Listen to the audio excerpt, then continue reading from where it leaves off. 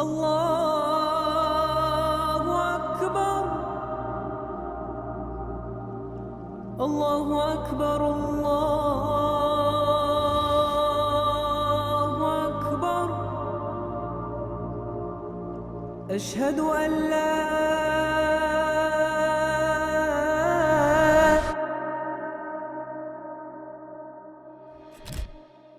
Assalamu alaikum wa rahmatullahi wa barakatuh. It's early morning here in Istanbul, Constantinople, and I'm working with my team to finish the last details of the Ihsan super app that we will launch in a few weeks, inshallah. Your golden WhatsApp, your digital sunnah money, your Muslim circular economy, the best way to earn money in the digital Islamic golden age, and a lot of things that we were working on. And today's vlog is all about AI, New World Order, CBDCs, central bank digital currencies, and obviously the Isan super app, our solution. And it's a busy day. I have a meeting in 2 hours with Enes Pasha. So Bismillah, and let's begin this vlog.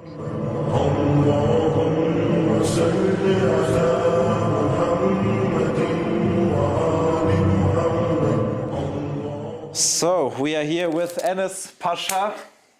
We wanted to free and we wanted to make the Ummah stronger. That was the main motivation back then. And then I think the war with Palestine and Israel, that got a lot of people thinking as well. We learned that basically all the Islamic investments are haram. We learned that all Islamic banking is basically haram. Because, I mean, we talked about Palestine, we talked about all the issues, but who's also supporting all these issues? The Ummah, definitely. Why? Let's say you buy gold, still you need to check that where's the gold actually from? We know all the issues in Sudan and so on. A lot of gold is from there. But even worse, all of these Islamic investment funds who put all your money into stocks and just remove a few gambling or alcohol stocks, but still these are all the companies which support the war in Palestine. Basically, all the companies which are against the Ummah, all the companies which are fully against the Muslim world, this is exactly where you invest in with these Islamic investment funds. And then I realized, okay, so these people who promote these Islamic investment funds, are they working for the Ummah or are they actually working for the enemy? Because basically they are convincing Muslims to invest into the enemy to destroy us. Yeah, and stocks basically also didn't make any sense. And we realized only digital Islamic golden age makes sense to build companies from the Ummah for the Ummah, because it's the only thing which makes the Muslim world really stronger. When I converted to Islam, I tried to understand everything, but I didn't really understand Riba, because I understood, okay, alcohol is bad, right? Gambling is bad. Because I harm myself, I harm my surrounding. But like 2% credit card fees, is it now so? It's not so bad for me, you know. I need these credit cards for business. But then I realized Riba is actually not about this 1 or 2 or 3% fees. It's the whole system, which is the Riba system, which is the worst. It's Dajjal's finance system, and it's actually responsible for all the issues in the world. Why? Because number one, in a regular world, we would have all the countries and everybody would do something, trade, produce something. And yes, some person gets richer, another person doesn't get rich, but it's not that some people in the world get totally squeezed out, bombed every day, don't have a home, don't have food, don't have a leg anymore, while other people think about how do I get now from 100 billion to 1 trillion. This is just too crazy. And this is only possible with this finance system. Regular people can never save because it's just full inflation. The whole system is built on credit. The whole system is built on one country prints unlimited money and can do whatever they want, and they just enslave other countries basically. So they try to pretend there's no slavery anymore in the world, but it's just not official slavery, but it's actually worse than in the past. And I realized that the fiat system is haram, because this is the essence of Riba basically. Money Sunnah money is tied to something real, valuable. Gold, silver, dinar and dirham. And now you just have paper money, which has no intrinsic value at all, which means the people who are clearly influenced from shaitan can print money, enslave the world, have more money for military, more money for everything. The regular people who work every single day can do nothing because these people just print more money and that's it. This whole system is Dajjal's system. You have intelligence and finance, you can control everything, and this is what I'm warning of, because the CBDCs, central bank digital currencies, will come. And if you have the high-level intelligence, which is now AI, where you don't need like some secret agent here in Constantinople hiding behind the wall, you have the AI listening to you 24/7, controlling you.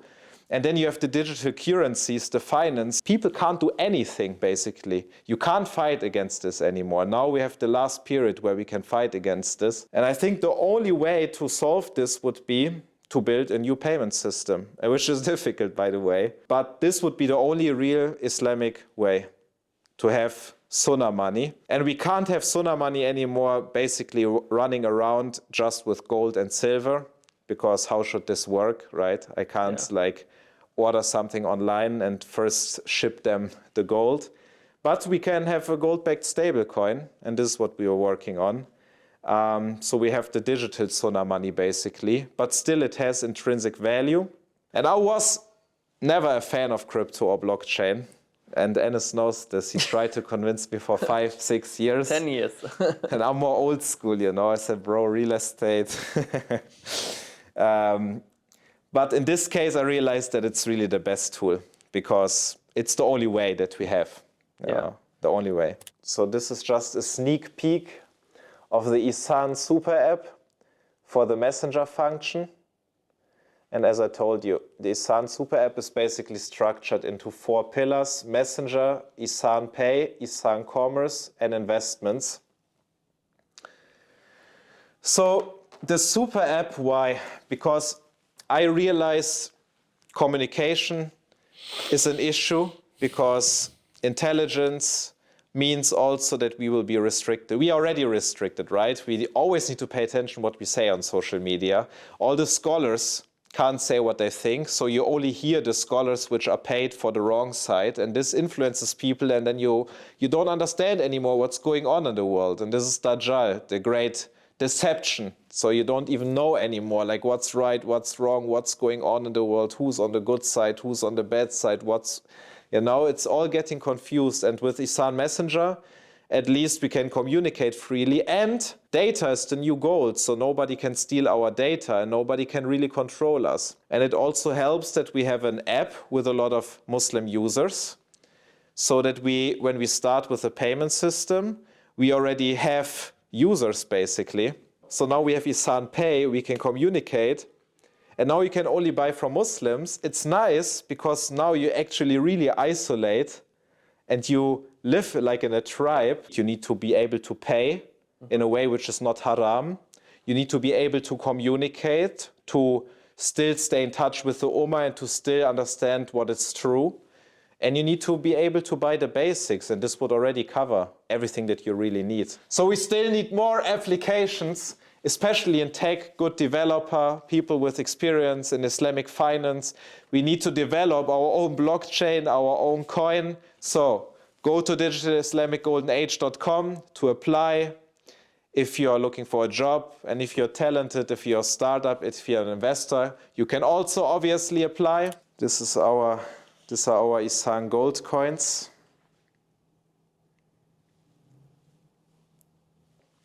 And now we have to go to, where do you want to go to? Suleiman Mosque? Yeah, let's go. Yeah, let's do this.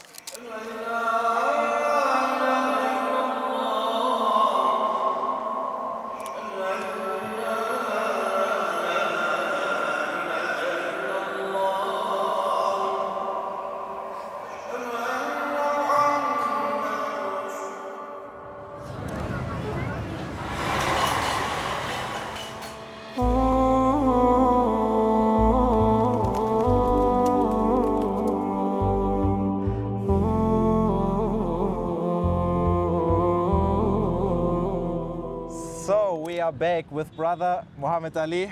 Hello, assalamu alaikum.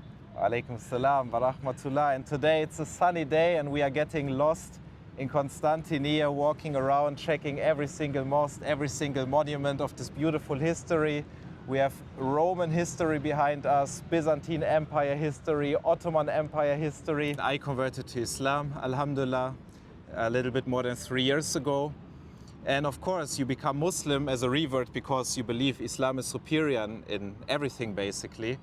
And then let's talk about, 1 year ago we filmed the Hijrah videos here. And the more you get into this topic, the more you get annoyed that basically many times as a Muslim you feel homeless in this world. Yeah. I mean, the more Hijrah you make and the more Hijrah countries you try, the more you feel homeless. And even if you are in a beautiful place like here, right, there's basically one community which is really suitable for Hijrah Muslims. So you basically need to hide somewhere. So you always feel like it's not created for you as a Muslim, this world, the current world right now. Yeah. And I believe the more you study history, you see that it was totally different in the past, because this year was like a Muslim utopia, for sure.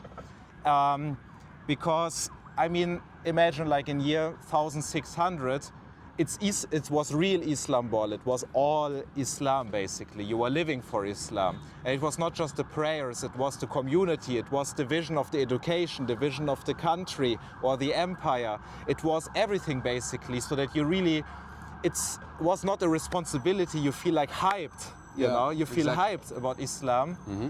And when I'm here, every time I feel hyped about Islam, I really feel this, like 30 minutes ago when we heard the adhan, I said, bro, just 1 minute, I need to breathe and just enjoy the adhan. I feel this in every single way, but at the same time I feel this anger, of course, because I know it's not really Islamic, it's secular, and you feel like you want to change it. And I think this urge has a reason, and I think this urge is created from Allah, because many times it's the truth that you should change something. Mm-hmm. And I think many times we confuse our personal responsibilities and our collective responsibilities, right? Like we had a lot of comments from people who said, you don't need like banking, business, you just need to pray more, But this is our personal responsibility. This is anyways a given. And if we don't do it, we have personal sins. But I believe that we are not united right now because of our collective sin, because we are not fulfilling our collective duty at all.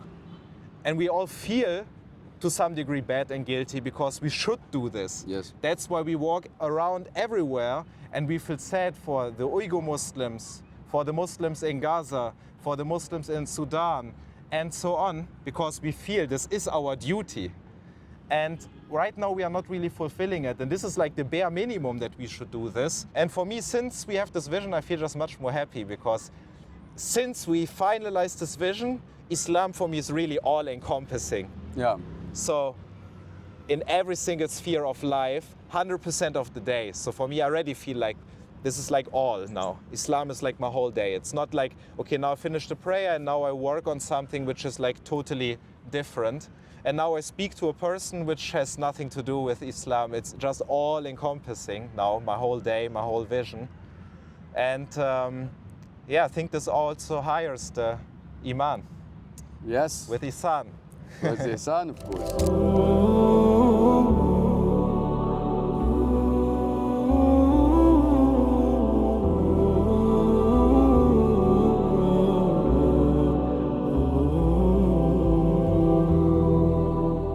So yeah, we're back again. Actually, I'm going to read some comments from your latest videos. Actually, the first one that I really like, and I think that you need to answer it. Someone just said that, so it's not just banks, we are socially, mentally, physically under control of the West. So, and they made us fight for small issues and made us separate Shia and Sunni conflicts. The whole Middle East is with the US because of their oil capital is in US hands. So I think this is a good one. So how do you see this comment? It gets just stronger, the separation, because of the number one concept in economy, which is divide and conquer. Divide and conquer. This is the biggest risk for the evil circle. The number one risk and the only risk which can destroy the evil circle is that the Ummah unites. Tell me one other way. Which other place in the world will now unite? There is no other place. But we are Muslims from all over the world with exactly the same thoughts, the same belief. Just write it into the comments, brothers and sisters, where you're from, the countries. So we have this unlimited strength, and this is the number one thing they are scared of, because a united Muslim world is more than a superpower. If you think China is now a superpower, America is a superpower, now imagine about the Muslim world. Imagine 2 billion, imagine the resources, imagine the same ideology basically, the same lifestyle. This is the biggest superpower in the world. This is what they are scared of. And this is why they will always focus on dividing and conquering the Muslim world. And how they are able then to divide and conquer even. Yeah. If only intrinsically only a few of us think this way. Capital. Because capital is tied to ideology. It's just what a lot of us don't understand. It is an energy. You think it's not an energy? A lot of people who watch this video, you think it's not so much? Okay, then I ask you, how many hours per day do you work? Is it what you really want to do, or do you do it for money? How many of us move to another place and structure their whole life around money, right? So you see that it is an energy, and with capital, you can create or basically pay people who then, I mean, you can pay scholars, you can basically decide about who's the government. You can change the education system. What happened in almost all of our countries, most of us have an education system where we learn that we were monkeys in the past, that there was a big boom and then the world got created and we developed from monkeys. These monkeys are teaching this to us because they are monkeys, but they are only able to do this with enough capital, with enough power. Yeah. So capital is tied to ideology. And if you just look at the world reserve currency, dollar, really look at the dollar, look at the pyramid, look at these Masonic symbols, and now think about in which ideology, in which world order do we live in right now. Yeah. And yeah, with capital it is all possible. And the number one way to get out of it, of course, it starts first with us. It's always the first way, that our mindset. But honestly, I think this is already happening right now. Right now is this turning point. This is what I always repeat, but let me go into detail later on.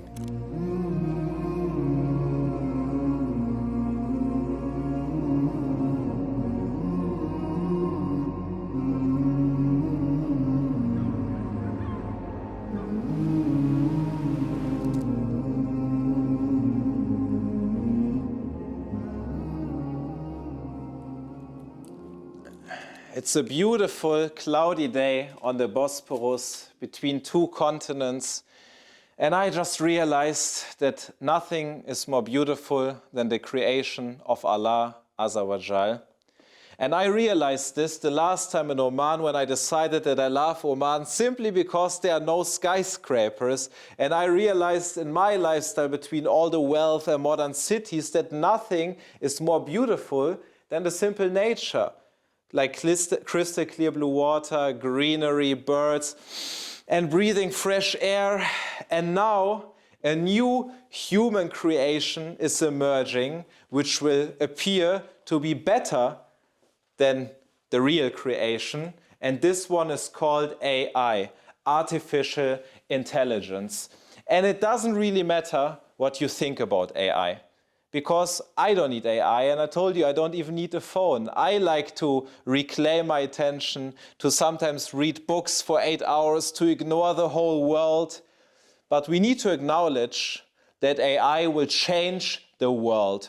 It will change the way we live, and it will change the way we work. It's the fourth industrial revolution. And sadly, it means that most of you will lose your job because you will be replaced. We already see in our companies that for simple tasks like copywriting or, for example, for customer support, the AI is already more efficient. And you can see huge corporations already fire tens of thousands of employees because the AI is more efficient. And it means for business owners that most of you will be bankrupt if you don't adapt. And it means for startups that it's the last 5-year time period, the last 5-year time frame to build something, to make something work, to become free, or to be fully enslaved forever. But there's hope, because this means it's the turning point right now. It means that for this new world order, for this new world economic systems, the old systems need to collapse anyways. And we have the choice right now how these new systems will look like.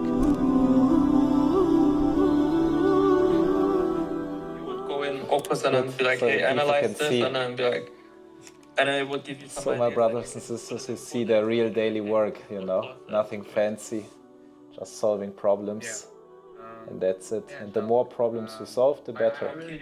That's what business is all about. With his knowledge. I know. Even with AI, just start.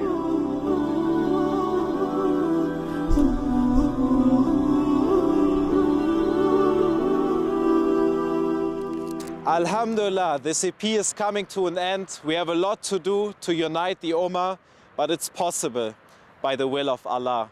And our ancestors had it much worse, like the Ottomans who were standing here in front of the walls of Constantinople, which was almost certain death. And now we just need to use our brain, our finances, our willpower. So, brothers and sisters, register at Ihsan.com and digitalislamicgoldenage.com, and I see you in the next video, inshallah. اللهم صل على محمد